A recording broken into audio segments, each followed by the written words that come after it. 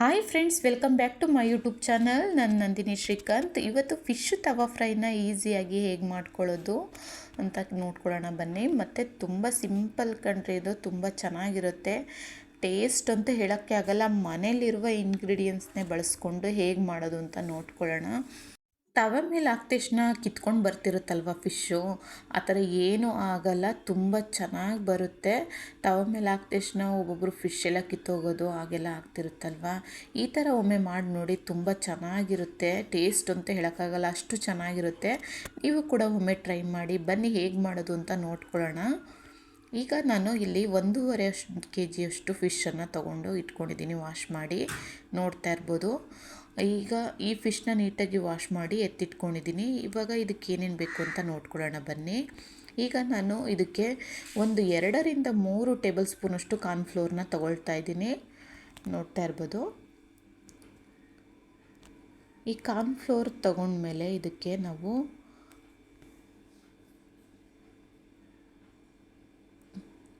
ಅಚ್ಚ ಖಾರದ ಪುಡಿ 1 ಟೇಬಲ್ ಸ್ಪೂನಷ್ಟು ಹಾಕ್ಕೊಳ್ತಾ ಇದ್ದೀನಿ. ನೀವು ಇನ್ನೂ ಜಾಸ್ತಿ ಕೂಡ ಹಾಕ್ಕೋಬೋದು, ಯಾಕೆಂದರೆ ಖಾರ ನಮಗೆ ಎಷ್ಟು ತಿಂತೀವಿ ಅನ್ನೋದ್ರ ಮೇಲೆ ನಾವು ಹಾಕ್ಕೋಬೇಕಾಗುತ್ತೆ. ತುಂಬ ಖಾರ ತಿನ್ನೋರು ಇನ್ನೂ 1 ಸ್ಪೂನ್ ಹಾಕ್ಕೊಂಡ್ರು ಏನು ತೊಂದರೆ ಇಲ್ಲ, ಹಾಕ್ಕೋಬೋದು.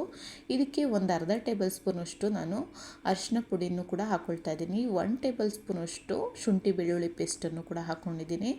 ರುಚಿಗೆ ತಕ್ಕಷ್ಟು ಉಪ್ಪನ್ನು ಕೂಡ ಹಾಕ್ಕೊಳ್ತಾ ಇದ್ದೀನಿ.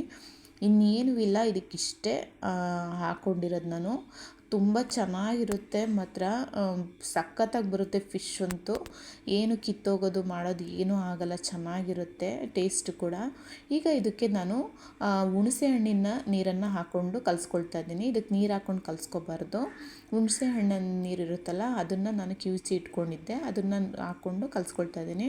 ಈ ಹುಣಸೆ ಹಣ್ಣನ್ನು ತಿನ್ನದೆ ಹೋದವರು ನಿಂಬೆ ಹಣ್ಣಿನ ರಸನೂ ಕೂಡ ಹಾಕ್ಕೋಬೋದು. ಇದಕ್ಕೆ ಚೆನ್ನಾಗಿರುತ್ತೆ. ಒಟ್ಟಿನಲ್ಲಿ ಹುಣಸೆ ಹಣ್ಣಿನ ರಸನ ಹಾಕೊಳ್ಳೋದ್ರಿಂದ ಚೆನ್ನಾಗಿ ಬರುತ್ತೆ ಫಿಶ್ ಫ್ರೈ. ಟೇಸ್ಟ್ ಕೂಡ ಅಷ್ಟೇ ಚೆನ್ನಾಗಿರುತ್ತೆ. ಬೇಕಾದರೆ ನೀವು ಒಮ್ಮೆ ಟ್ರೈ ಮಾಡಿ ನೋಡಿ.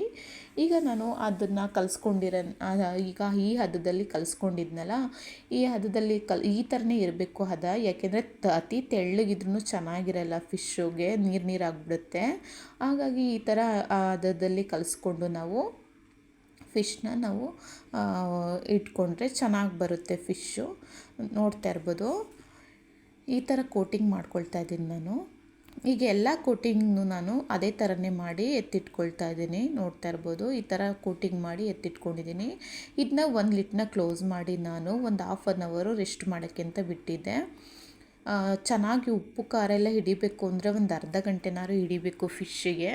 ಹಂಗಾದರೆ ಮಾತ್ರ ಚೆನ್ನಾಗಿ ಫಿಶ್ಶಿಗೆ ಉಪ್ಪು ಖಾರ ಹಿಡಿಯುತ್ತೆ. ಇಲ್ಲಾಂದರೆ ಹಾಗೆ ಮಾಡ್ತೀವಿ ಅಂದರೆ ನಿಜವಾಗ್ಲೂ ಉಪ್ಪು ಖಾರ ಎಲ್ಲ ನೀಟಾಗಿ ಹಿಡಿಯಲ್ಲ ಇದು. ಈಗ ನಾನು ಒಂದು ತವಾನ ಇಟ್ಕೊಂಡಿದ್ದೀನಿ. ಇದು ಫಿಶ್ ಮಾಡೋಕ್ಕೆ ಅಂತಲೇ ಈ ತವಾನ ಇಟ್ಕೊಂಡಿದ್ದೀನಿ ನಾನು. ಈ ಫಿಶ್ ತವಕ್ಕೆ ನಾನು 2-3 ಟೇಬಲ್ ಸ್ಪೂನಷ್ಟು ಎಣ್ಣೆನ ಹಾಕ್ಕೊಂಡು ನಾನು ಫಿಶನ್ನು ಹಾಕ್ಕೊಂಡಿದ್ದೀನಿ. ನೋಡ್ತಾ ಇರ್ಬೋದು. ಈ ಥರ ಫಿಶನ್ನು ಅದ್ರ ಮೇಲೆ ಹಾಕ್ಕೊಂಡು ನಾವು ಇದನ್ನು ಬೆಂದಾದಮೇಲೆ ಒಂದು ಕಡೆ ಸೈಡನ್ನ ಮಡಿಸಿ ಹಾಕ್ಕೊಳ್ತಾ ಇದ್ದೀನಿ. ನೋಡ್ತಾ ಇದ್ರಿ, ಒಂದು ಚೂರು ಕೂಡ ತವಾಗೆ ಅಂಟಿಲ್ಲ, ಅಷ್ಟು ಚೆನ್ನಾಗಿ ಬಂದಿದೆ ಫಿಶ್ಶು. ನೋಡ್ತಾ ಇರ್ಬೋದು ನೀವು.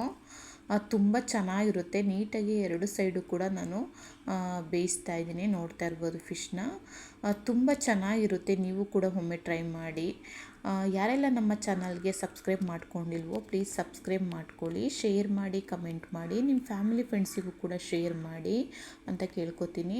ಯಾರೆಲ್ಲ ನಮ್ಮ ಚಾನಲ್ನ ಸಬ್ಸ್ಕ್ರೈಬ್ ಮಾಡ್ಕೊಳ್ದೆ ನೋಡ್ತಿದ್ದೀರೋ ಪ್ಲೀಸ್ ಸಬ್ಸ್ಕ್ರೈಬ್ ಮಾಡಿಕೊಂಡು ನಮ್ಮ ಚಾನಲ್ಗೆ ಸಪೋರ್ಟ್ ಮಾಡಿ. ವಿಡಿಯೋ ನೋಡಿದ್ದಕ್ಕಾಗಿ ಧನ್ಯವಾದಗಳು.